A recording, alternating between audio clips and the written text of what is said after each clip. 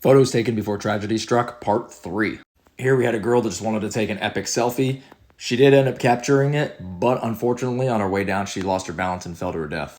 Here's a picture of Biggie Smalls getting into his car before he gets gunned down in Los Angeles. These two brothers were in Sequoia National Park in California. They had their hair standing up on end, and just after they took this photo, they were struck by lightning. They did both manage to live, though.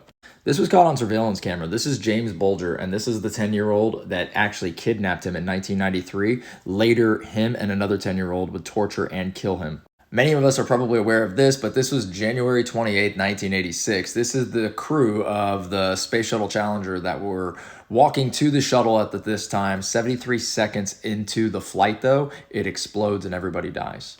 This was an image on 4/19 of 1995 taken from a security camera across the street as Timothy McVeigh pulled up in this Ryder truck that was filled with explosives. He ends up parking the truck outside of a federal building and blowing it up in Oklahoma City, where he ends up killing 168 people and injuring 680 others. So this is a picture of two nurses who are treating an Ebola patient. The patient is laying on the bed. This nurse here on the left, though, her name is Mayinga, and she ends up contracting Ebola and also dying a couple days later. This one's pretty wild, but this is a Filipino politician who is actually taking a picture of his family right here on New Year's in 2011.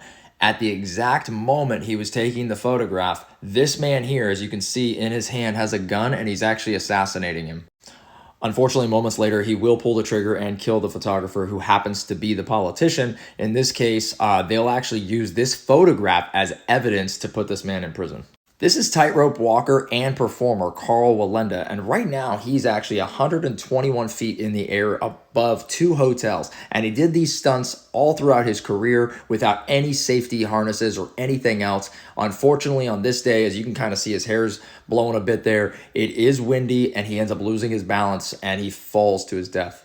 This photograph has a ton of controversy in it. Apparently, this gentleman here was drunk, and he got into an altercation with somebody else, who then, out of self-defense supposedly, pushed him onto the railroad tracks in the subway in New York City. So what ends up happening is a train starts coming, and people start trying to signal the train to stop. This man takes a photograph of the subway train about to hit him, which it ends up doing and kills him, but nobody, for whatever reason, decided to try and grab the man out and help him by pulling him out of the railroad tracks. This created a huge controversy as to what people should have done, would have done, could have done, but ultimately he ended up passing away.